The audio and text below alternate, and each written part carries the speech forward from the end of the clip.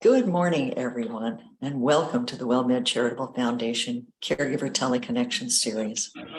Today, we are fortunate to have an expert presenter and an expert psychologist going to talk to us about managing aging adults with personality disorders. I'm going to tell you a little bit about him. Barry J. Jacobs, who has a doctorate in psychology, is a Philadelphia area-based clinical psychologist, author, and healthcare consultant who has been specializing in working with family caregivers for over 30 years. He is the author of the Emotional Survival Guide for Caregivers and the co-author of AARP's Meditations for Caregivers and AARP and AARP Love and Meaning after 50 years. For the past 8 years, he has also written a monthly self-help column for family caregivers on aarp.org. And with that, Barry, thank you so much for joining us today. We're looking forward to this presentation. Thank you so much, Evelyn, and thank you all for being here. I was saying to Evelyn, it's a kind of cloudy day in the east, but hope it's sunny wherever you are. So the talk today is about working with aging adults who have personality disorders. We'll define what a personality disorder is in a little bit. But for those of you who have heard me present before, you probably know that I love to turn this into a conversation. I don't really want to just kind of hold forth and, because that's not really that interesting for you, and it's not that interesting for me. Much better is I'm going to pose some questions for you, and then would love your input. So here's what I have in mind for us for today. So just asking a question, why are some care receivers so difficult to work with? I mean, we'd like to think that everyone we take care of is very thankful, that they go out of their way to be kind to us because of what we're providing for them. But unfortunately, that's sometimes not the case. And maybe there are certain care receivers with whom it's not the case always, that they're never thankful and they're never kind, and they are very resentful. And then here you are in a position of trying to help them and making all kinds of sacrifices, and they don't really appreciate the help. And in fact, they do everything they can to yank your chain every which way. So we're going to talk a little bit about why some folks are just difficult. And then we're going to talk specifically about what is a personality disorder. And then I think hopefully we're going to spend most of our time talking about strategies for responding to oppositional or demanding behavior and emotional outbursts that sometimes go along with people who have personality disorders, and ways of taking care of yourself in the process. What I'm presenting today is based on one of my AARP articles. There's a link for that article. There's, as Evelyn mentioned, I've been writing a monthly column for AARP for about 8 years. So there are lots and lots of my articles on that website. And so this is one of them. So hope this is what you have in mind for today. So we have a kind of ornery looking gentleman on the right here. And I want to, with that image in mind, I want to say some care receivers are always difficult, sometimes infuriatingly so, for the caregivers who are helping them. And so if you don't mind sharing, what are some ways that the folks that you've been caring for have frustrated you? So is anybody feeling brave and would like to share a story? First man on base. Please just unmute yourself if you're on the phone by pressing *6, or you can unmute yourself on Zoom. Put your hand up, go to the chat room, whichever you prefer. Love to hear from you. Andrea Cooper. Hi. Well, one resident comes to mind. I'm a service coordinator in a senior housing property, low income. And I have a resident who is extremely difficult to work with. She's very self-sabotaging. She has estranged herself from both of her children. She used to have a lot of trust in me.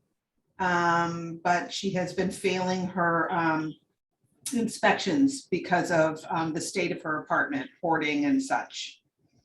And so during this process, at one point, I was talking with her with the property manager in the same conversation, the same meeting, and she seemed to sort of lose her confidence in me and her trust. And so I've been trying to do everything to help her. She's now facing eviction. So she gets very, she's very controlling. She wants to point out what she knows all the time and doubt what you know. So I'm trying to get to the personality traits. Extremely defensive. I think she feels that people don't respect her, maybe don't, and so anyway, it's, I reached out to her daughter, who was her emergency contact person, who she was not estranged with. And the daughter reached out to see if she could help her. And the next thing you know, she estranged herself from her daughter and tried to blame that on me. And so, it's just been, I've had to submit an APS report for her just to try to help her. So. Yeah. Andrea, you are painting the picture of someone whose personality really gets in the way of allowing other people to help them. It's almost a perfect picture, as a matter of fact. Perfect meaning it just kind of fits the textbook. And just for everyone's sake, when you mentioned APS, that APS stands for Adult Protective Services. And so this is someone who obviously you've tried hard to help. There was a time during which you were part of the good guys, but at certain point she decided you're part of the bad guys. And now that you're part of the bad guys, she's not really allowing you to help her very much. So although she goes back and forth, she does go back and forth with me. She's complimenting me one day and thanking me, and then another day, but she won't let me help her still. So anyway, sorry. So that, we'll talk a little bit about that flipping back and forth. In the business that I'm in and Evelyn's in, we call that splitting, going from idealizing you to devaluing you. If one day you're the best thing that's ever walked on the earth, and the next thing, you are of no help to her whatsoever. So Andrea, this is a really excellent example. We'll come back to it. Excellent for my purposes, probably not excellent for your purposes. For you, it's very hard. So thank you. Yeah. Rebecca writes, my senior believes women are less intelligent and feels it's his duty to inform people what their issues are because they might not be smart enough to know. Okay. After throwing a huge, awesome birthday party, instead of a thank you, I was told I'm fat and ugly. Oh, I'm so sorry, Rebecca. That's so painful. I mean, here it is, and this too, unfortunately, fits the picture of someone with a difficult personality. You're going out of your way to try to please him, and instead, what you get in return is a kick in the teeth, and not literally, but you get some very hurtful words, and that's got to make it all harder for you to do this work. Caregiving is hard enough. I mean, I think I'm assuming everybody on this call knows how hard caregiving is, but then when the person you're caring for is turning around and blaming you, or insulting you, or critiquing you, or dismissing you, just making you feel lousy, that makes caregiving all the harder. Anybody have one other example? These unfortunately are textbook examples, but does anybody else have an example of a care receiver that frustrated you because of their behavior? So if you're on the phone, just press *6. Otherwise, you can unmute yourself and talk to us. We'd love to have your input.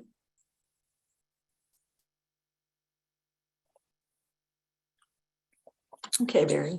Sure. So if anybody decides they want to share further, just put it in the chat box, but we'll go on. I appreciate your thoughts, Andrea and Rebecca. So here's a situation which I think the stories that Andrea and Rebecca shared. Caregivers are making sacrifices of their time sometimes energy and sometimes even money to help a care receiver. Mhm. These care receivers never say thanks. They never feel satisfied. They always make the caregiver feel guilty, angry, and unfortunately miserable. They make the caregiver, this is, look, this is the care receiver, this ordinary guy on the left. They make the caregiver feel like that. They feel just like awful, just kind of mean and awful. And so I guess a question, and we could apply this to Andrea's, the person in Andrea's residence, we could apply it to the senior that Rebecca takes care of. Why would anybody do this? Why would in Andrea's case, why would that woman be self-sabotaging? Why would she be alienating herself from her children? Why would she be alienating herself from her staff? Why would, Rebecca's, the guy that she cares for, why would he say such nasty things that Rebecca will never do anything nice for him again? Why? What do you have, we don't all have to have psychological degrees here. What do you think? Why would anybody act like this? Hey, folks, *6 if you're on the phone. Otherwise, unmute yourself and talk to us. Use the chat room. Put your hand up. I think this is a hard question because it seems so illogical, but I do see yours, something in the chat box. All right, Yeah. Lel says hurt and lonely. Lel, could you expand on that a little bit? I'm assuming you don't mean the caregiver, but you're talking about the care receiver feels hurt and lonely. Yeah, I mean that, can you hear me okay? Yeah, Yes. well, and by the way, am I pronouncing your name correctly? Yeah, it's Lael. Yeah, I think you said it right. So. All right, great. Go ahead. Yeah, I mean, I think, as caregivers, the reason that we kind of, continue to take on this behavior is with hope that there may be some change or there may be some sort of rapport building. And then on the flip side, I would imagine, I have a client that I've had for quite a while that it's a lot of back and forth, right? Like, I'm going to do all these excellent things and like, can you help support me in this? And then the next week it's like, oh, nobody will ever support me and I can't get any help and, things like that. And so, I mean, a lot of the time what we end up talking about is him feeling very lonely and not feeling like there's some form of connection. And so I think that sometimes those behaviors, right, even though they're maladaptive, it's something that's learned in a way that he can cope. So. Lael, you're exactly right. So the paradox here is that people who are feeling hurt and feeling lonely, maybe because of things that have happened to them earlier in life or through the course of their lives, maybe they have just felt rejected by family members or by others. So the way they deal with that is they act in a way which is actually rejecting towards others. So that, on the one hand, it doesn't make sense. Like, why, if they've been rejected by other people, they feel hurt and lonely. Why wouldn't they better connect? Why wouldn't they be nice, sweet as pie and try to have more connections with people? But this is not going on a conscious level. This is really going on a more subconscious level, and they wind up, rejecting people first before those people can reject them. Does that make sense to you? Yes, for sure. And I think that comes out a lot in his friendships and romantic relationships and things like that, there's always this like push and pull that's happening. So. Sure. Lael, Excuse me, I just want to say that really speaks to my client as well, to my resident, as far as the hurting you before you can hurt them. So she is very hurt and lonely as well. So I just want to mention that. Okay, I appreciate your thoughts as well, Andrea, and I think that what we're going to find is that many of these folks that are acting in ways that are hurtful to others are themselves hurt and lonely. So Lael, I don't know if you're a mental health practitioner, you kind of sound like you are, but one of the things we say in the mental health business is that hurt people, right? Just a little catchphrase. And so oftentimes people with these difficult personalities are people who have histories of having been hurt, sometimes severely so, and then go through life feeling woe is me, feeling like no one really does care. They may say they care, but they really don't. And better to reject others first before they have the chance to reject and hurt you. And it's a very sad way to go through life. And again, a lot of this is not conscious, a lot of this is subconscious, but they act it out all the time and feel victimized all the time. So to go a little deeper into this question about why, so here are some reasons. And I actually think, Lael, your explanation is better than what I have up on the slide here. Oh, wow. So I think here are several. So one is, I believe that many older adults have a tremendous fear that when they accept help, or when they're forced to accept help, that they are losing control of their lives, they're losing their independence, and that other people are going to control them. And my mother was not someone with a personality disorder, but I took care of my mother for many years when she was failing from dementia. And any decision I made for her, any safeguard I put into place to keep her from falling, etc., she fought, because everything became an issue of my taking over her life. And so rather than thanking me for all I was doing, everything became a battleground. And she was not going to let me take control of her. And so she was really grieving in many ways the loss of her independence. But rather than crying about that, if she cried, I could comfort her. But instead, it came out, as I think sadness occurs, it comes out with many people as anger. And so getting back to the person that Lael mentioned, someone who's hurt and lonely is often also angry about what's happened to them in their lives. And they don't often come across as hurt and lonely. It's very hard to get them to talk about their feelings of hurt and loneliness. But what you'll get instead is you'll get that outer layer, that real crotchety, angry, prickly layer, and that's what faces the outside world, and that's what you see. Another reason why, and I this is it's an awful thing, but I think that sometimes, not just with care receivers, but with people in general, we take our frustrations out on someone else, and it's usually someone who's closest to us. And it's almost as if we know that the person who's closest to us is not going to abandon us, or we just fear that everyone's going to abandon us. In the case of someone with a personality disorder, but oftentimes the care receiver, who may be grieving their loss of functioning, the loss of independence, they're taking their frustrations about that out on that care receiver who's making all kinds of sacrifices to care for them. And that to me is tragic. But what ends up happening is, in many cases, we lose sight of the sadness that is underneath some of their anger, some of the way they mistreat caregivers. And when this sort of behavior is really kind of persistent, if it's become a lifetime habit, we call this a personality disorder. And there are lots of different names of different personality disorders. You've probably heard of them. Sometimes people talk about narcissistic personality disorder, or they talk about borderline personality disorder.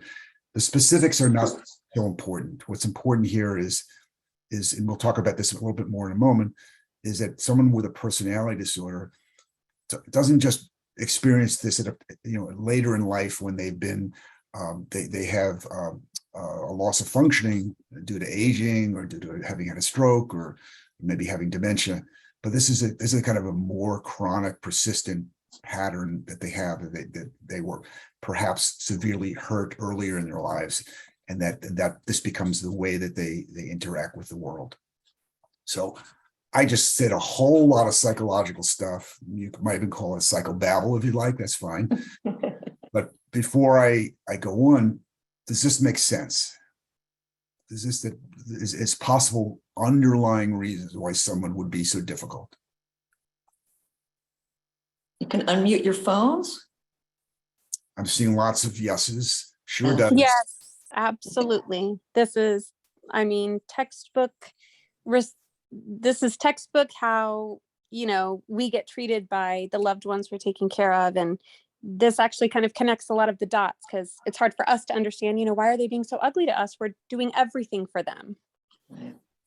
Thank you, Natalie, and I agree. And it really hurts. It hurts us when folks who are caring for lash out at us, or when they treat us, frankly, like dirt. Right. It's hard not to take it personal. I always find myself, my father's has bipolar disorder, and I always find myself asking, when he's ugly to me, is it the disorder or is it him being ugly to me? Do we always give them the benefit of the doubt? How much walking on can we take? I guess it gets tough. We're going to talk about that in a little bit, because the short answer, Natalie, is you don't have to be a doormat for this. Setting limits becomes very important. So we'll talk about that in a moment. Wonderful. Wonderful. Thank you. You're welcome. So let's go forward. So let's define, I've just kind of alluded to this definition. This comes directly out of the article that I wrote in AARP, but I'll just read it to you. A personality. So what we have to start with what is a personality? When we talk about someone has this kind of personality or that kind of personality, what do we mean? So we define a personality as a stable set of characteristics or tendencies that make a person's distinctive way of interacting with others throughout their lives. So, if someone's got a very upbeat, cheerful personality, that's usually the way they go through life. Or they have a kind of mopey, depressive personality, that may be the way they go through life. So for someone with a personality disorder, that consistent set of characteristics tends to be offensive to many people. The person with the disorder is almost always unaware that something about their behavior rubs others the wrong way. When those others then get upset or distance themselves, the person with a personality disorder hasn't a clue why, and often feels victimized or abandoned by other people. So I'm wondering, for Andrea, for Lael, for Natalie, does this fit with the folks that you have in mind, that they just do things which are abrasive or caustic? They just unfortunately, excuse the French here, they piss people off, and then they don't have a clue as to what they did to make people so angry at them, and then they feel like people are picking on them, or everybody's ganging up on them. Does this fit? This is Lael. Yes, for sure. I think there's kind of that lack of insight or lack of knowing how behaviors affect other people. And so I think in therapy and things like that, hopefully we can start to kind of maybe try and draw focus on that. Okay, so I see, that you're now distant from your family or whatnot. How do you think your behaviors impacted them, or trying to see if there's a way to kind of refocus that, or see okay, so what were you doing? And then what's the result, or what, and do you want to continue that? Is that what you want, in your life? So. Lael, that would be try to help people connect their actions or their behavior with the consequences of those actions or the behavior. And some people can do it, and some people will turn around and say, you're trying to blame me for this, and it's not my fault. How dare you? Right? So it's hard. Andrea, were you about to say something? Yeah, I was just going to say that she is super focused on the other and what that person is doing to them. So many times I found myself trying to think of how to say to her that, well, when you're telling me that your daughter has, you're estranged from your daughter, she wasn't estranged from you until you let her know that you weren't accepting her help and didn't want to talk to her again. So she's just, it's just seems impossible for them to take that in and to have that insight, like Lael said. No, it's not impossible, but it's darn difficult, Andrea. Yeah. And we'll talk a little bit more about that. I see Rebecca has put in the box, yes, if I try to stand up for myself or explain why I visit less, he acts like the victim. And Natalie says, 100%, I never know how to approach them. Okay, and that's exactly what we're going to talk about next. So I think we have a number of different examples of these folks that have personality disorders. We have some inkling as to why they would do this when it just seems sort of counterintuitive. It just seems sort of strange. Why would anybody act in a way to kind of piss everybody else off? Well, because they don't realize they're pissing everybody else off, or they feel it's everyone else's fault. It's not their fault. So let me give you a made-up example here. And if anybody on this call is named Mildred, or if you know anybody named Mildred, please accept my apologies. I don't want to pick on people named Mildred. But, okay, but here we go. Here we have this is not a real person. This is someone I've made up, who we're going to call Aunt Mildred. Maybe you have an Aunt Mildred. I didn't have an Aunt Mildred. I had an Aunt May, but she looked exactly like this, actually. So Aunt Mildred is somebody who, imagine, she's always been very self-centered and very irritable. And that now Aunt Mildred is later in life. She can't walk so well. She needs help with getting groceries. Maybe she needs help with her checkbook. But whatever you do for Aunt Mildred, because you are a really good niece, you find that nothing you ever do is good enough, that she's critical of everything you do. And that the more you do for her, guess what? She thinks that you should do even more for her. That the more you do, it seems like it feeds the fire, that she just feels entitled to more and more. So what do you do with Aunt Mildred? How do you deal with her? Do you run the other way and say, Aunt Mildred, I'm done with you? Or is there a way to remain engaged with Aunt Mildred, but not let her criticism, not let her sense of entitlement really get on your nerves? So I see a chat box response. Lael says, set boundaries. Okay. So Lael, that sounds good, but what are boundaries? Let's start basic. What's the boundary?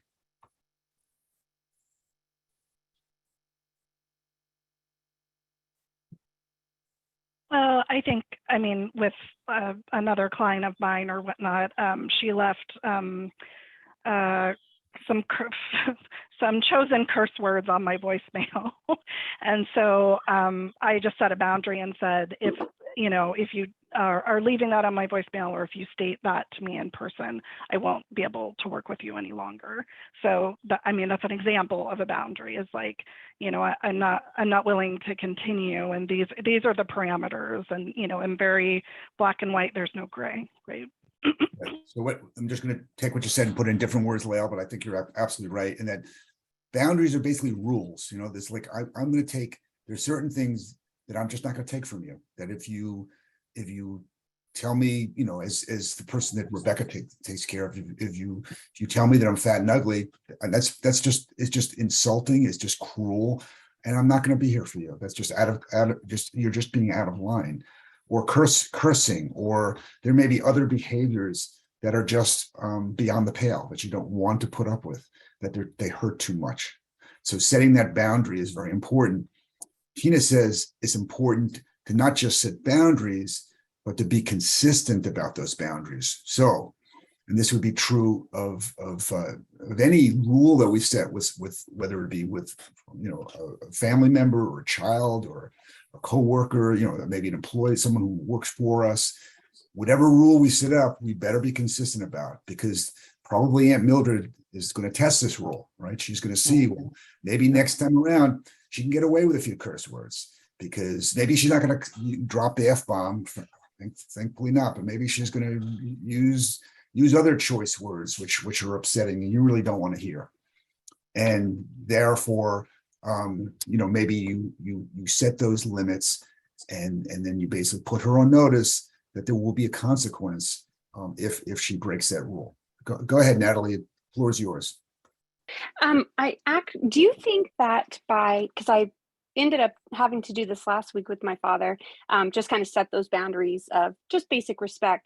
Do you think that if we do it enough, do you think they'll remember eventually? Is it a learned behavior, or when it comes to behavior disorders, it's just something we have to accept that we're gonna repeat forever?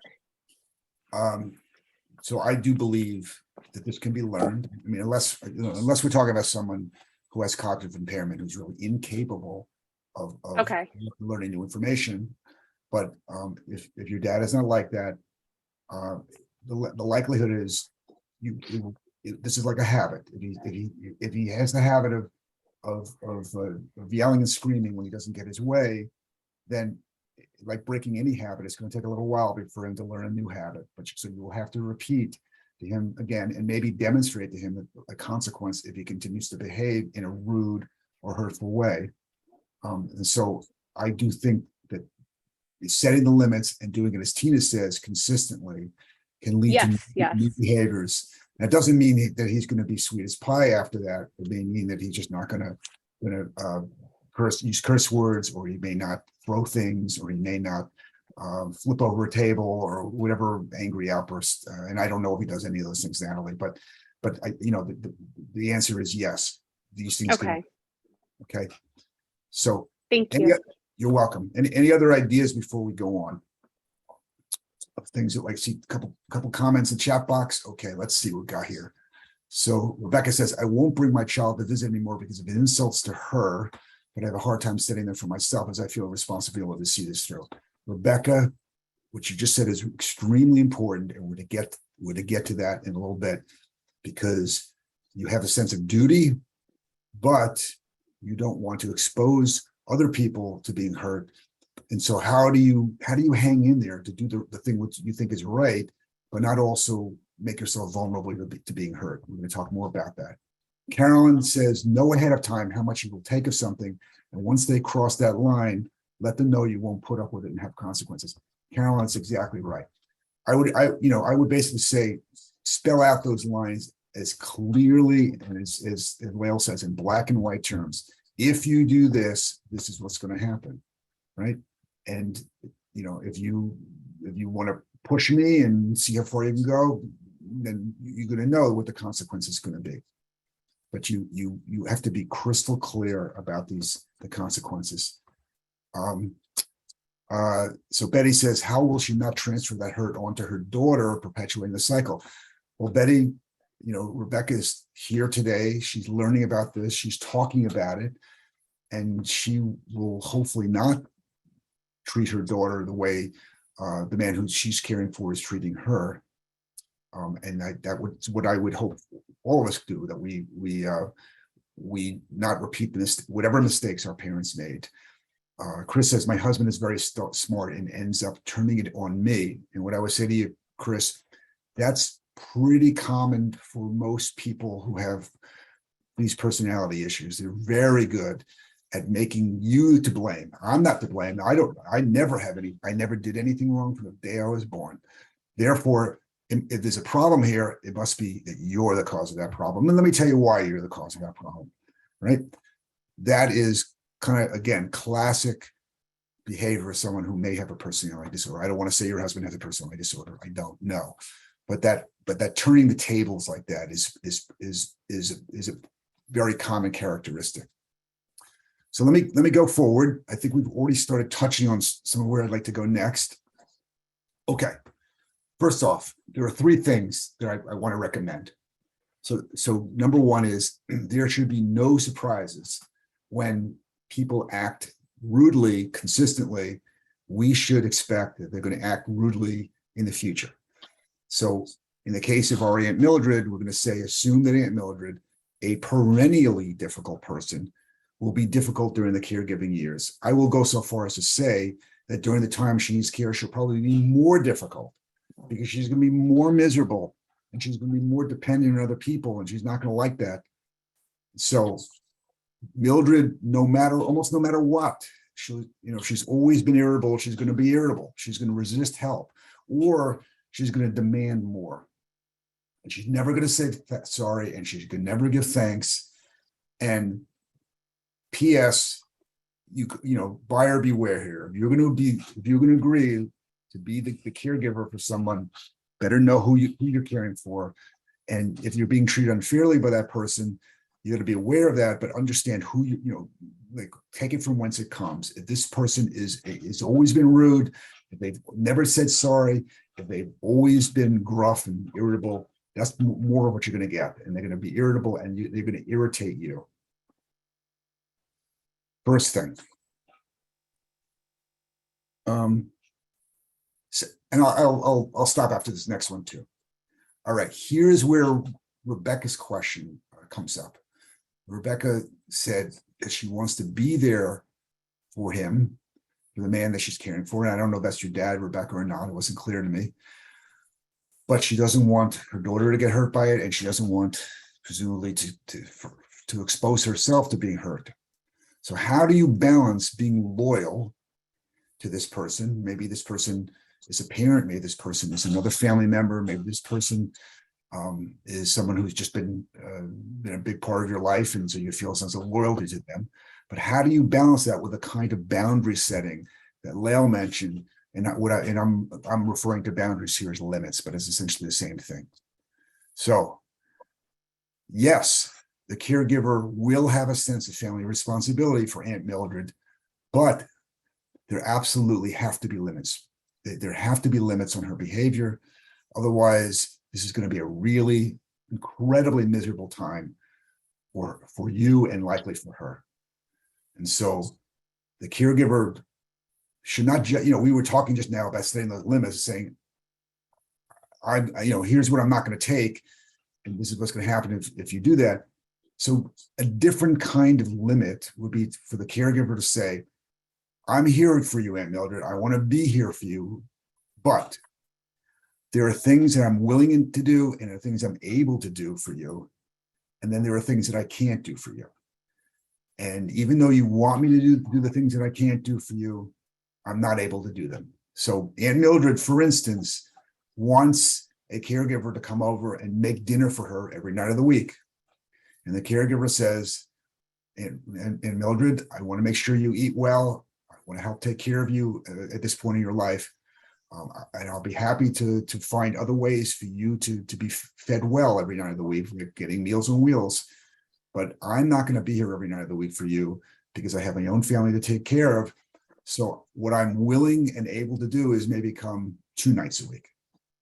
So that would be setting a, not just setting a limit on bad behavior, but setting a limit on the caregivers, what the caregiver is going to agree to do. And when setting that limit, if Mildred pushes back or becomes irate, then it's very important, again, to draw on what Tina said, to be consistent. And something else here, to not just say, no, Aunt Mildred, I'm not coming more than 2 days a week, but to do it calmly and firmly. If the caregiver gets angry back at Aunt Mildred because Aunt Mildred is throwing a hissy fit, then it's just, again, it's just kind of, it'll escalate things. Aunt Mildred will get more and more angry and she'll feel more and more victimized. But if the caregiver should basically say, Aunt Mildred, I hear you. I'm not able to do what you want me to do. This is what I'm able and willing to do. This is what I'm going to provide for you. And I will figure out a way to help you the other 5 days a week. If you give in to Aunt Mildred's anger, if she throws a hissy fit, and you basically say, all right, Aunt Mildred, whatever you say, I'll be here 7 nights a week. All you're going to do is encourage her, use her anger again to control you and to control the situation. It's like, again, it would be like giving in, Aunt Mildred is not a child, but it would be like giving into a spoiled brat, like basically giving into them just to appease them. But in doing so, you're reinforcing their behavior. So, I see a comment in the chat, and Carolyn says, with setting limits, for example, what would you do for the person who refuses to do something, but it's a safety issue? How would you set a limit then? Okay, let's see. Let's think this through, Carolyn. And I think we have to define. There are safety issues, and then there are not safety issues. So if someone basically decides they don't want to go to sleep at a certain time, that's not a safety issue. If someone won't take their medicines or wants to take their medicines their own way or won't use a walker when they can't walk, those are safety issues. And so I think what you basically have to say, Carolyn, is, and this would be very difficult to balance loyalty with limits. I care for you. I want to be here for you, but, I am not going to allow you to, for instance, manage your medications on your own or not take your medicines on your own. If you refuse to take your medicines, then I'm not going to be able to continue to be here for you because something terrible is going to happen. Or if you refuse to, it depends on where you want to draw the line. When it comes to safety, again, you have to see what is of utmost importance. You don't want to fight over every issue, but the things that really matter. And that's why I use medications and why I use falls, because those are often things that really matter with older adults. Okay, so Pam says, how can you decide when someone has a disorder versus just being a manipulator? Okay, so so I can ask you to define what a manipulator is, but I'm going to kind of guess. So there are folks who have, what we're talking about with a personality disorder is someone who, as long as you've known them, has been this way. And that means that their, personalities in general are stable. They don't usually change very much. And so these are characteristics of someone that you need to expect, but that and that a personality disorder may mean that oftentimes they are manipulative, but it doesn't mean that just being manipulative doesn't mean that someone always has a personality disorder. It has, whether someone has a disorder or not, has to do with that kind of chronicity of it, the lifetime history of someone being this way, and maybe then getting worse later in life when they're more dependent. You're asking some really good questions. Evelyn, do you have any thoughts about this one? This is a tough one. And then Natalie, you'll have a chance in just a second. But what are your thoughts, Evelyn? And Evelyn, does everybody know here that you're a social worker and you're a therapist as well? Hi, I'm a social worker and a therapist. All right, there you go. Great. Well, it's interesting that you asked me at this point, because I was just thinking to myself, how many times we've had caregivers on the phone or on these calls on the teleconnection who say, I can't do everything anymore, but they need more help, but they won't have anybody come in the house. They just tell me, no, I don't want anybody but you doing anything, but I can't do everything. So what's the answer to that, Perry? Well, the answer is good luck. No, that's not the answer. No, the answer is you have to set those limits. You have to basically say, no, I'm not going to be here 7 nights a week. It's not possible for me to be here without having to really shortchange other important people in my life. Therefore, this is what I'm going to do. And if there's a safety issue here, then unfortunately, we will have to hire other people to come in for you. And I know you're not going to like it, but I just because you want me to be here 7 nights a week doesn't mean that I'm able to do that. Well, these are often spouses who live there. Very tough. So I'll give you an example of a spousal caregiver that I worked with years ago. And so her husband had kind of a neurological disorder similar to Parkinson's disease. And he would be kind of agitated all night long and would be demanding that she comfort him all night long. Well, probably for a year or more, the spousal caregiver that worked with me was up all night long, taking care of her husband because he demanded it. And after a long period of time of this, she was just, not only was she tired, but her own health was beginning to break down. And so she basically said, I have to survive. She had the means, she had the long-term care insurance to hire someone to be with her husband all night long. She would go into another room in the house, close the door. If and then finally was able to get some sleep. Was that easy for her? Heck no. The guilt that she felt was tremendous, because as she was closing the door to the bedroom that she was sleeping in, she could hear her husband calling her name, please come, I need you, all that kind of stuff. Really tough to hear. But it really came down to literally her own survival. She was not going to be able to provide any care for him at any point in time if she didn't take care of her own health. So it's hard. It's very hard.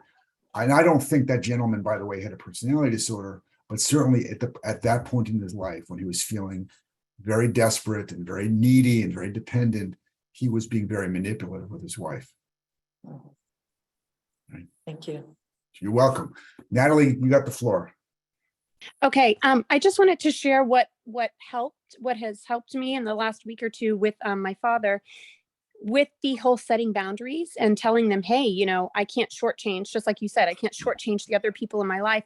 One thing I noticed that's been a positive reaction with him is including him with the other important people in my life, whether it's sharing pictures of the grandkids or calling him and letting him talk to the kids. Hey, Dad, look, this is why I'm so busy. Let me include you in our evening conversations. And he feels more included. And I try not to separate them, like caregiving life, family life. I almost commingle them only to where it's healthy, so that the personality disorder patient doesn't feel so much like an outsider. Natalie, you're making excellent points there. So particularly the very last thing you said, as Lael said earlier, a lot of these folks feel hurt and lonely. Right. You don't want to make your dad feel more hurt and more lonely, because then the likelihood is he's only going to behave more like this in this kind of obnoxious way. So instead, you have found a way to set limits with him and try to decrease his loneliness by including him more with your family and with your children. It doesn't take much to really light a fire with these people that are, whether, bipolar or anything, that they're lonely. Anything is something to them. So I just wanted to share, if anyone else is having trouble connecting, making them feel more included. I live in New York. My dad is in Texas. I'm in the most impossible situation. So I can't physically see him. So all we have is, phone conversations and sending pictures and whatnot. But it helps. It's helped so much. Absolutely. I mean, the message you're sending him when you send him pictures is, you're part of my family. I want you to know your kids. You're included. You're not excluded because you've been mean. And as soon as I started doing that, he got less nasty. So excellent. It really did help. It really did help. Excellent. Great. Good. Thank you for sharing that, Natalie. Of course. Yeah. Let me go on with one other idea before we stop here. We can see what other folks' thoughts are. So you heard me say some of this before. You heard me say we need to be calm. We need to be firm in the limit setting we do. And the last thing I want to add here is we want to be empathetic. And I think I actually heard that from a number of you on the call today. Andrea, Lael, the people that we're caring for are hurting. And as we said before, hurt people.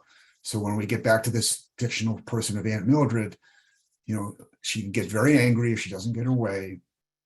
If you express anger in response, and just throw fuels in the fire, and the argument will escalate. We talked about all of this, and that it's better not to react with emotion to Mildred, no matter how heated she becomes.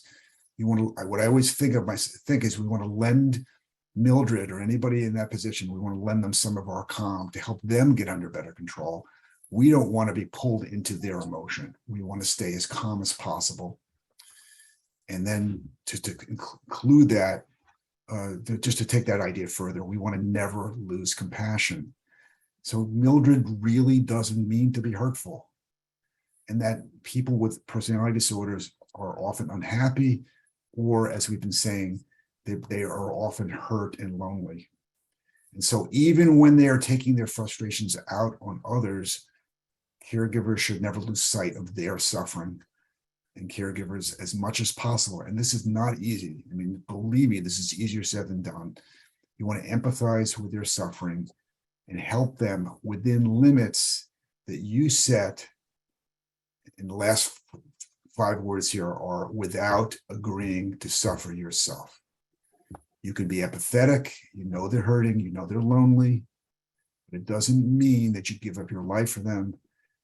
You are being compassionate to them.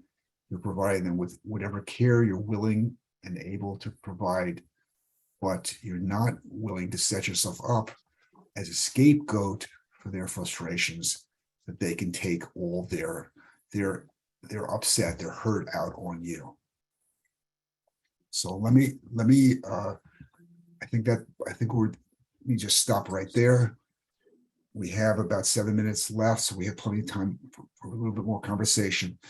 What are your thoughts about this idea of extending compassion to someone, even when they haven't been very nice to us? So Chris says, so hard because no reciprocation. Chris, you are exactly correct. And so I guess, why do it? So one is because if you do the opposite, you get angry and only make things worse.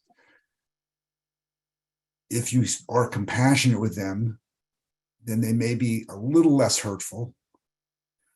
But if you're compassionate with them, you're really showing your humanity, that you understand that these are people who are acting this way because of their own sense of being victimized by life, victimized by others, often victimized earlier in life.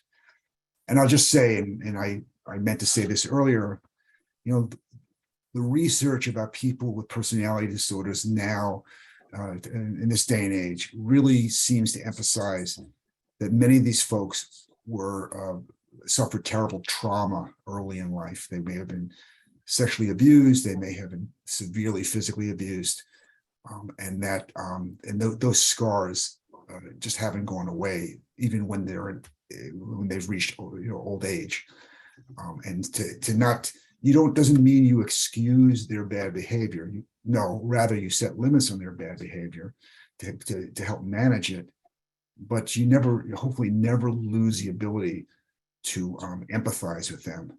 And you never turn against them. You never, as much as possible, you don't want to abandon them. Rebecca doesn't want to abandon perhaps the man who she's caring for, perhaps her father. So. If we feel ourselves getting to the end of our rope and we know that, okay, I just can't be compassionate today, what should we do? Should we just totally remove ourselves from the situation? Because we're human, and we hit the end of our ropes too, but what should we do? Natalie, what do you think? You sound like you have very good instincts. I normally just pass the baton to my sister for a day and say, hey, can you handle dad today? I need a break, but not everybody has a baton to hand off. So it's tough. It is tough. And that suggestion of finding other family members to kind of step up and so you can step back is a really good one. And if you don't have someone like that, then sometimes, you may have to say, Dad, I'm having a hard day. I need to back off a little bit. Hopefully tomorrow will be a better day and things will go better between us, but I need to leave right now. Can we do that? Can we be that transparent with them without setting off a trigger? I think I'm always scared to.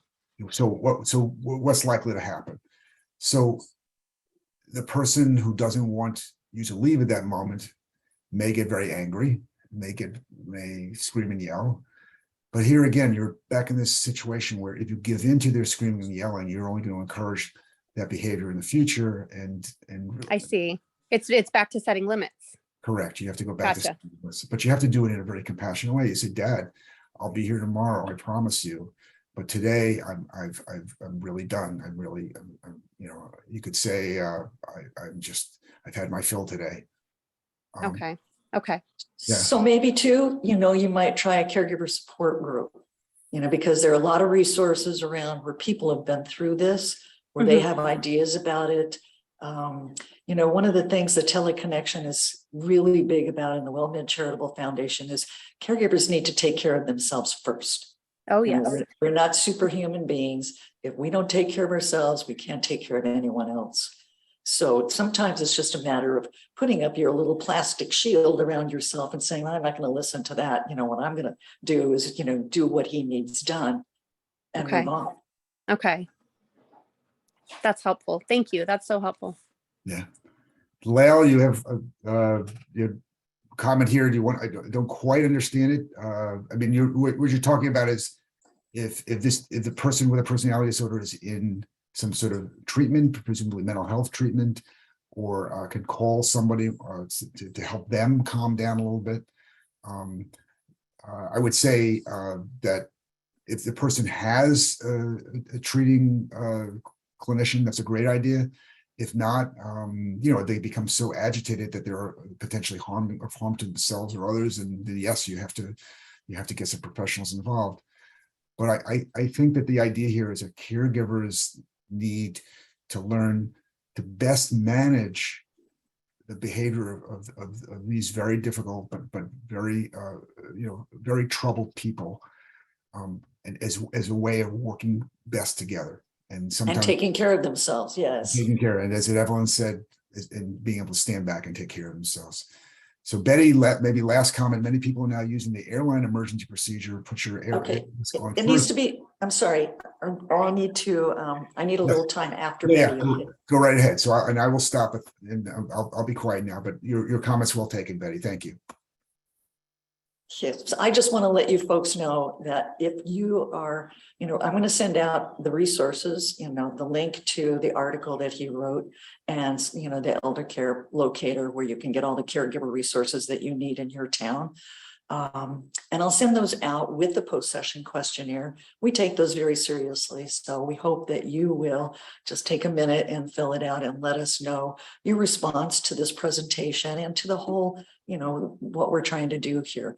And that will come if you're registered. So if you got the number or the link from somebody else, you need to register. And the number to do that is 866-390-6491. And that's WellMed Charitable Foundation's customer service, 866-390-6491. And that's a free phone call. And if you do that, you'll also get the monthly calendar, which is pretty much a treasure itself. We still have 3 sessions this month. Is that right? 2 sessions. Yes, we have one tomorrow, which is our dear Lucy and Dr. Elliot Montgomery Sklar. And this is very, very similar to what Barry is talking about. When is it? It's family dynamics. And when is it absolutely necessary for a caregiver to place their loved one? So at the point at which you're done and there's nobody else, this may be something you want to listen to. I think the other one is on Thursday. We've got Taking Your Mask Off with Dr. Jamie Heisman, very popular presenter, pretty fun, and teaches us how to be ourselves and keep our word impeccable. So that's what's going on. And I would like to thank you so much, Dr. Jacobs, for the beautiful job you did. And all of the participants, this was such great participation. It's been really wonderful. And you'll be able to recommend this podcast to your friends and other family members or other caregivers so they can hear about, what we've talked about today, which would be great for them. And we hope that you will join us again soon. I want to thank all caregivers for what they do. It's such a tough job. And I would like to thank WellMed Charitable Foundation for supporting the teleconnection series and for organizing all of this stuff and for having a mailing list that includes all of you. And with that, I'm going to stop the recording. And I thank you all so much for being here today. Dr. Jacobs, would you like to say one last word? Thank you, Evelyn, and thank you all for really your thoughts and your stories and your feelings and really making this a lively conversation, which is exactly what I hoped it would be. I look forward to seeing you next time. Okay, everybody. Bye-bye now. Thank you again. Thank you.